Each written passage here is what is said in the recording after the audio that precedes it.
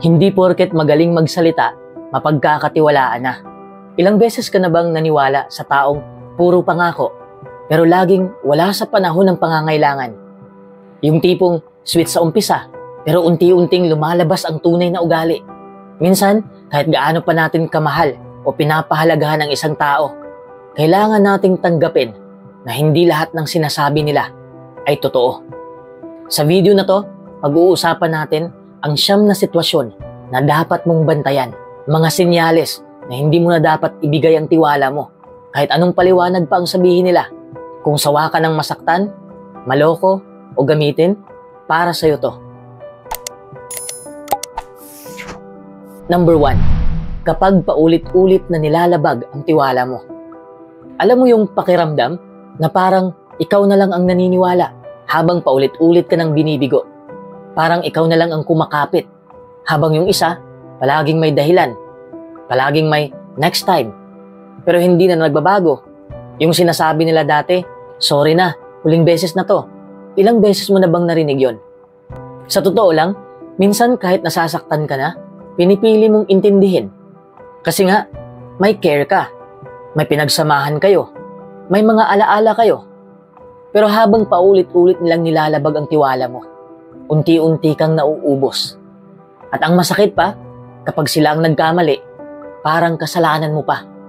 May mga taong magaling magsalita, mga smooth talker, marunong humingi ng tawad, marunong magpaliwanag, pero hindi naman kayang panindigan ang mga salita nila. Pwede ngayon, aayusin nila, pero pagkalipas ng ilang araw, balik ulit sa dati. At habang pinapalampas mo yan, mas lalo nilang iniisip na okay lang. Pero ito ang totoo, hindi mo kasalanan kapag napagod ka. Hindi mo kasalanan kung mapagtanto mong sapat na ang sakit. Kasi ang totoong nagmamahal at nirerespeto ka, hindi pa ulit-ulit nasisirain ang tiwala mo. Oo, walang taong perpekto. Lahat nagkakamali. Pero ang taong may malasakit sa'yo, hindi gagawin ulit ang parehong pagkakamali na ikinasakit mo dati. Kapag paulit-ulit kang nasasaktan sa parehong dahilan, hindi na aksidente yan. Desisyon na yan ng taong nananakit sa'yo. At kung paulit-ulit na lang silang humihingi ng tawad, pero hindi naman nakikita ang pagbabago, baka hindi na sila dapat paniwalaan pa. Minsan kailangan mong pumili ng sarili mong kapayapaan kaysa sa isang relasyong puro paasa. Dahil ang tiwala, pag nasira ng paulit-ulit, hindi lang basta nasisira, nauubos. Number 2, kapag magaling lang sila, kapag may kailangan sila. Isa to sa pinaka-common, pero kadalasang hindi agad napapansin na red flag sa mga tao. Yung kabaitan nila, seasonal. Pasweet lang sila kapag may gusto. Pero pagkatapos nun, parang hindi ka nakilala. Napansin mo na ba yung mga taong sobrang sipag mag-chat, magparamdam, o mag-effort kapag may hinihingi? Kumusta ka na? Ingat ka palagi ha. Grabe, miss na kita. Pero pag nakuha na nila ang pabor, ang pera, ang koneksyon, o kahit simpleng atensyon mo, unti-unting nananahimik. Hanggang sa tuluyan ka nang hindi maramdaman. Ang totoo, hindi ikaw ang namimiss nila. Ang kailangan nila sa'yo, ang hinahanap nila. Kaya sobrang importante na matutunan mong kilatisin ang motive ng mga tao. Kasi minsan, ang totoo, hindi ka nila binibigyan ng halaga. Ginagamit ka lang nila bilang means to an end. At masakit pa dahil sobrang sweet nila sa umpisa. Akala mo, genuine. Akala mo may concern. Kaya kahit nasaktan ka na before, babalik ka pa rin kapag bigla silang naging mabait ulit. Pero paulit-ulit lang yung cycle. Babait sila, may kailangan, makukuha nila, tapos bigla silang mawawala. Tapos pag nagka-problema ulit, guess what? Andyan na naman sila. Parang reset lang, parang scripted. Dapat mo ring bantayan yung mga taong hindi mo maramdaman pag masaya ka. Pero bigla silang present pag may nangyayari sa'yo na makikinabang sila. Nandyan lang sila kapag may chismis, may drama, o may opportunity na pwede silang makisawsaw. Pero kapag ikaw yung nangangailangan, tahimik, walang paramdam, parang wala kang halaga. At yung pinakadelikado, kapag nasanay ka na sa ganitong cycle, kapag inaksip mo na lang na ganun talaga siya, kahit alam mong hindi ka na pinapahalagaan, kaya kailangan mong tandaan, hindi mo kailangan ng taong magaling lang kapag may kailangan sila. Kailangan mo ng taong nariyan kahit wala silang makukuha sa'yo. Tiwala ay hindi para sa mga seasonal na tao. Bigyan mo ng tiwala yung mga taong nananatili kahit wala silang makuhang kapalit. Bigyan mo ng tiwala yung mga nagpaparamdam, hindi dahil may kailangan sila, kundi dahil mahalaga ka sa kanila. Hindi dahil may pakinabang, kundi dahil may tunay silang malasakit. Number 3, kapag hindi nila kayang panindigan ang sarili nilang salita. Isa ito sa mga pinakamasakit at nakakapanlumong realidad sa buhay. Ang maloko sa mga salitang walang halagang pinanghahawakan. Maraming tao ang magaling magsalita. Ang husay nilang mangako, magpaasa at bumuo ng mga salitang parang musika sa pandinig mo. Sasabihin nila na huwag kang mag-alala. Ako ang bahala sa'yo. Pangako, hindi kita iiwan. O lagi akong nandito para sa'yo. Sa una, nakakakilig pakinggan. Nakakagaan ng loob. Parang may matibay kang sandalan. Pero habang tumatagal, unti-unti mong napapansin, puro salita lang pala sila. Walang gawa. Walang paninindigan. Kapag dumating ang oras na kailangan mo sila, bigla silang hindi mahanap. Kapag may responsibilidad na dapat nilang harapin, laging may dahilan. Laging may emergency. Laging may di inaasahan. Laging hindi pwede. Pero sa totoo lang, hindi nila kayang panindigan ang sinabi nila. At dito mo mararamdaman yung bigat. Hindi dahil wala sila, kundi dahil pinaniwala ka nila na andyan sila. At yung tiwala mo, unti-unting nauupos. Dahil ang tiwala ay hindi lang nasisira kapag may ginawa silang mali. Nasisira rin yan kapag walang ginagawa, lalo na pag may ipinangako. Ang totoo, hindi natin kailangan ng mga taong puro salita. Hindi natin kailangan ng taong magaling lang sa simula, pero hindi tumatagal sa dulo. Ang kailangan natin, mga taong paninindigan ka, hindi lang kapag madali, kundi lalo na kapag mahirap. Kaya kung meron kang kakilala, kaibigan o karelasyon na palaging may sinasabi pero hindi mo naman maramdaman sa gawa, tama lang na magduda ka. Dahil ang tunay na tiwala, hindi nabubuo sa tamis ng salita. Nabubuo yan sa consistency ng kilos. At tandaan mo, ang taong hindi kayang panindigan ang salita niya, hindi rin kayang panindigan ang relasyon ninyong dalawa. Number 4, kapag ginagamit nila ang emosyon para makalusot. Alam mo yung mga taong kapag nahuli mong may ginawang mali, biglang iiyak, magmamakaawa, o nagbubuhos ng drama para mapalitan ng usapan. Hindi na ikaw ang biktima, bigla silang naging kawawa sa eksena. At dahil mabait ka, may puso, at ayaw mong makasakit ng kapwa, nagiging mahina ka sa mga taong marunong gumamit ng emosyon para kontrolin ka. Ito yung mga moments na mapapaisip ka, bakit ako pa yung napapasorry kahit sila yung may mali? Bakit ako pa ang nag-guilty kahit ako ang nasaktan? Parang lagi na lang ako ang may kulang kahit ako na ang nagbibigay ng lahat. Ito na yung tinatawag nating emotional manipulation. Hindi mo agad mapapansin, pero unti-unti ka nang nauubos kasi lagi kang iniikot sa emosyon nila para hindi sila managot. Paano nila ito ginagawa? Iiyak at magdadrama para mapalambot ang puso mo. Kapag umiiyak sila, mas nagmumukhang sila yung nasaktan kaysa sayo. Sasabihin nilang sensitive sila, kaya ikaw na lang ang dapat mag-adjust. Pero sa totoo, ginagamit lang nila yan para hindi harapin ang consequences ng pagkakamali nila. Pipilitin kang mag-guilty kahit ikaw ang tama. Ang dami ko ng pinagdadaanan, tapos ganyan ka pa. Sasabihin nila yan para mapilitan kang manahimik kahit ikaw ang dapat pakinggan. Bakit delikado ito? Kasi hindi ka na makakagalaw ng tama.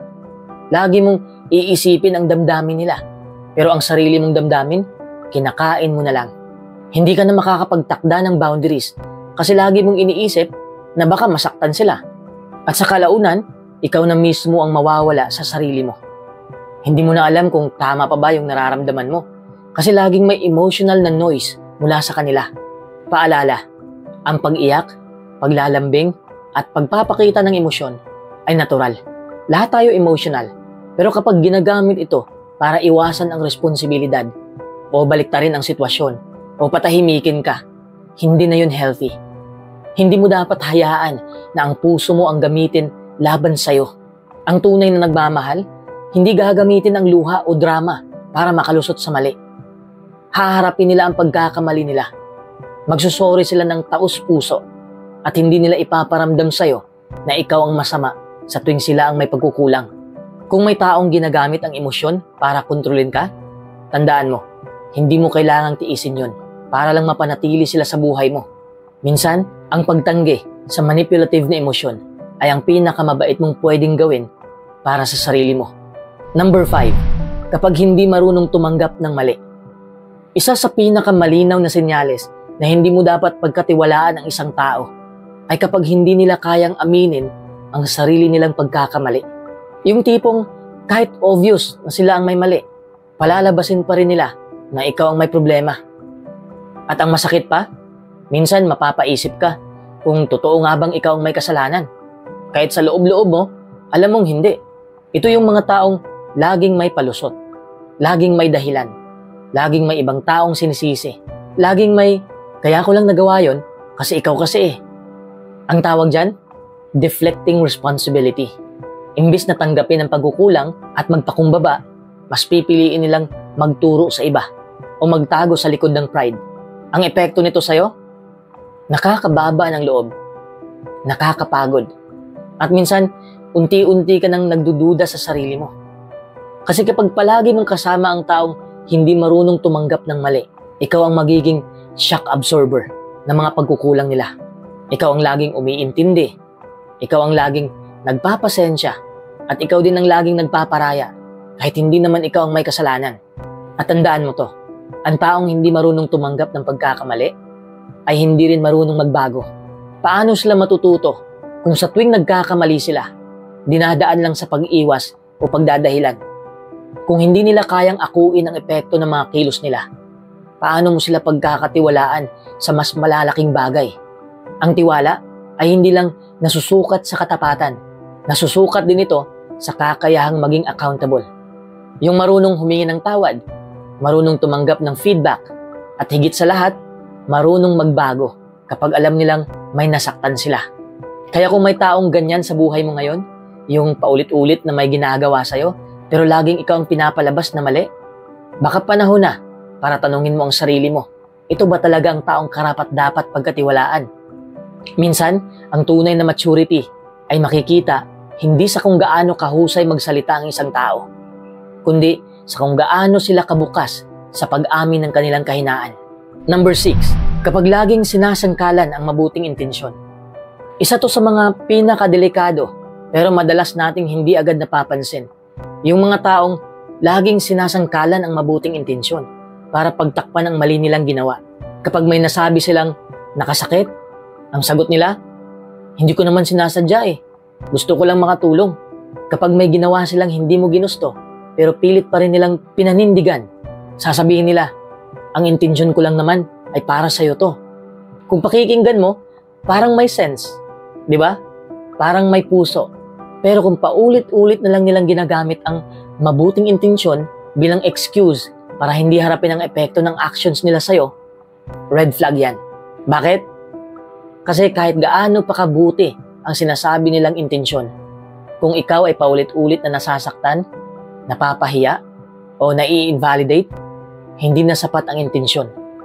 Ang totoong malasakit ay hindi lang sa layunin, kundi sa epekto. Ang taong tunay na may malasakit, iniisip hindi lang kung ano ang gusto niyang gawin, kundi kung paano ito tatanggapin ng taong gagawa niya. Hindi yung itutulak lang nila ang gusto nila, tapos kapag di mo nagustuhan, kasalanan mo pa dahil masyado kang sensitive. Kapag lagi nilang sinasabi na mabuti ang intensyon ko, pero hindi sila marunong makinig, umunawa, o humingi ng tawad, hindi intensyon ang mahalaga sa kanila. Gusto lang nilang palabasin na sila pa rin ang tama, kahit mali na ang kinalabasan. Ang masakit pa, minsan tayo rin ang natututo ng ganong mindset. Na porket mabuti ang intensyon natin, feeling natin, okay lang kahit di maganda ang naging epekto sa iba.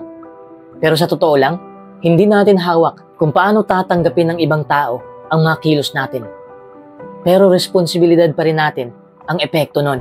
So kung may taong ganyan sa buhay mo, yung laging gumagamit ng mabuting intensyon para takpan ang paulit-ulit na pagkakamali, mag-ingat ka. Hindi sapat ang magandang intensyon kung hindi nila kayang humarap sa katotohanan na nasasaktan ka na.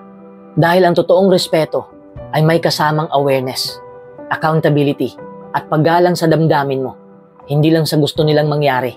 Number 7, kapag hindi nila nire-respeto ang boundaries mo. Alam mo, sa kahit anong relasyon, mapakaibigan man, kapamilya, o karelasyon, mahalagang malinaw ang boundaries o mga hangganan. Kasi yan ang nagsisilbing proteksyon mo. Emotionally, mentally, at minsan pati physically. Pero ang problema, may mga tao talagang paulit-ulit na lumalampas sa linya. Kahit ilang beses mo nang sinabi kung ano ang okay at kung ano ang hindi. Halimbawa, sinabi mong ayaw mo muna makipag-usap kasi gusto mong mapag-isa o makapagpahinga. Pero susundan ka pa rin ng messages, tatawagan ka pa rin ng paulit-ulit o pagbibintangan ka pang nag-iinarte. O kaya naman, malinaw mong sinabi na ayaw mong pag-usapan ang isang maselang bagay sa nakaraan mo.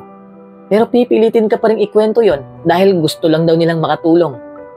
Pero ang totoo, hindi tulong yan. Paglabag yan sa boundary mo.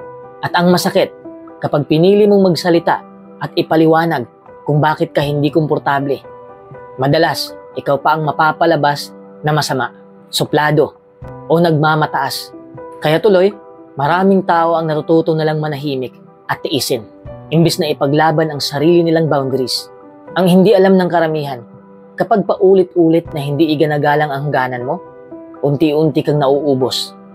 Hindi lang dahil sa pagod, kundi dahil nararamdaman mong hindi ka pinapakinggan. At lalo na, hindi ka ginagalang. At kapag umabot na sa punto na pakiramdam mo ay obligado kang magpaliwanag sa bawat kilos mo, magpatawad sa tuwing may lalabag, o magtiis para lang di masabing ikaw ang problema, diyan mo na dapat tanungin ang sarili mo. Ito pa ba ang relasyon na dapat kong pagkatiwalaan? Dahil sa totoo lang, ang taong may malasakit sa'yo, hindi ka pipilitin. Hindi sila mangungulit kapag sinabi mong ayoko muna. Hindi sila magagalit kapag pinili mong unahin ang sarili mo.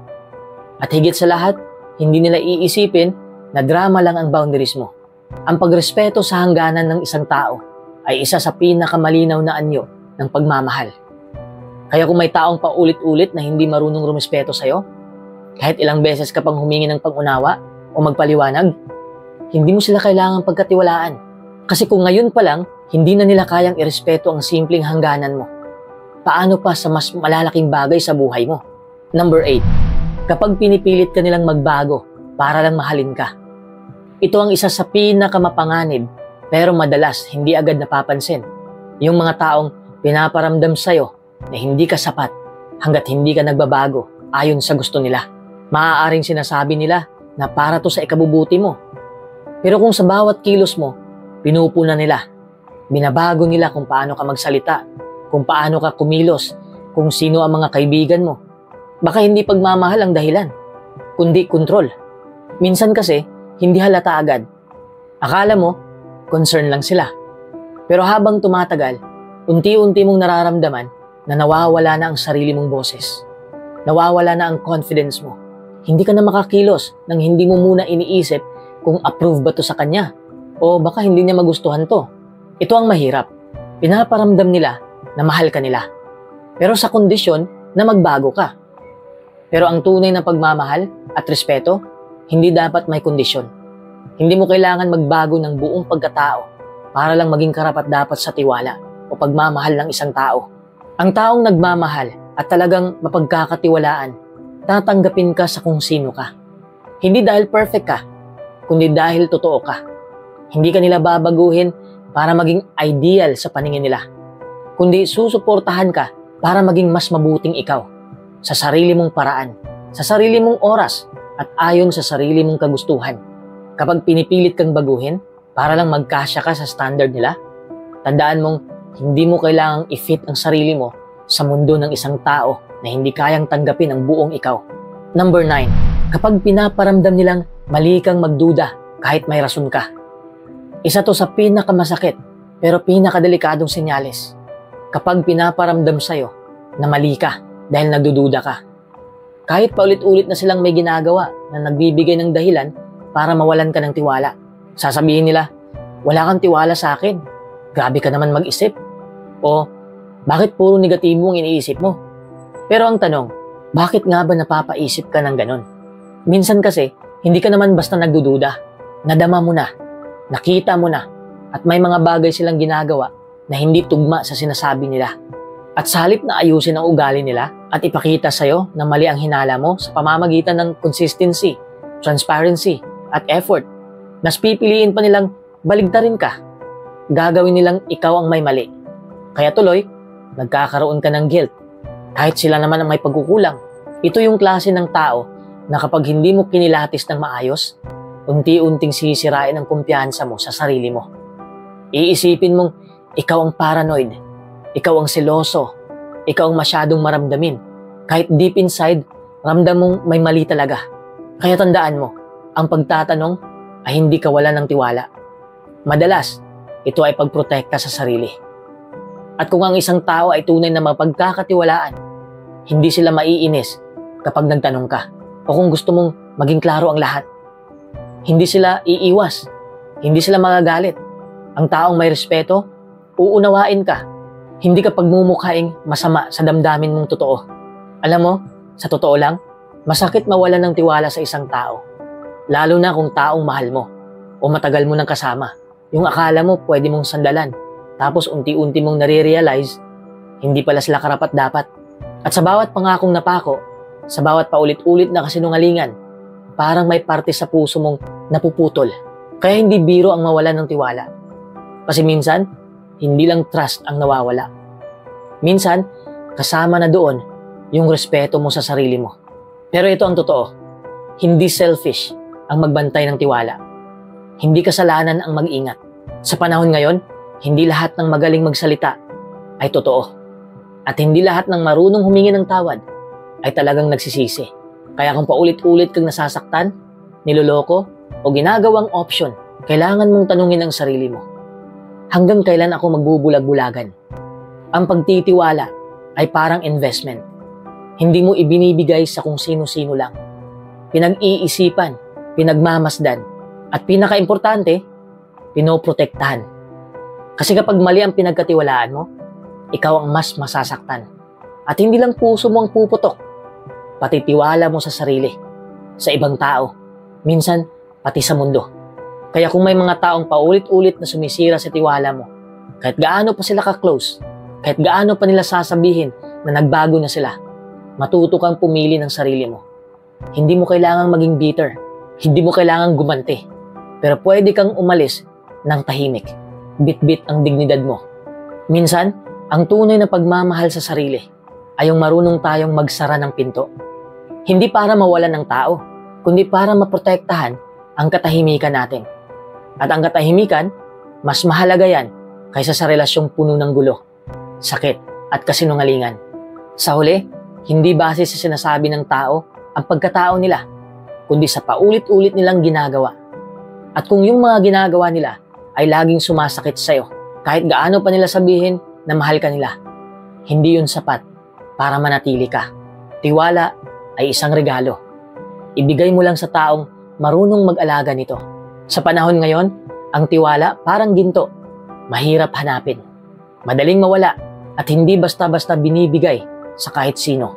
Kaya kung may mga taong patuloy kang sinasaktan, niloloko o minamaliit, tandaan mo, hindi pagiging masama ang maglagay ng hangganan. Pagpili yan ng kapayapaan mo.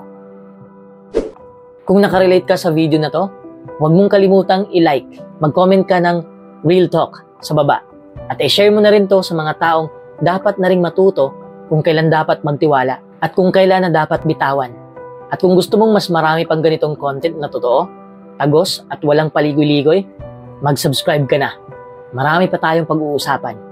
Hanggang sa susunod, tandaan mo, may mga salitang maganda lang pakinggan, pero mas mainam pa ring pahalagahan ang ginagawa. hindi lang sinasabi.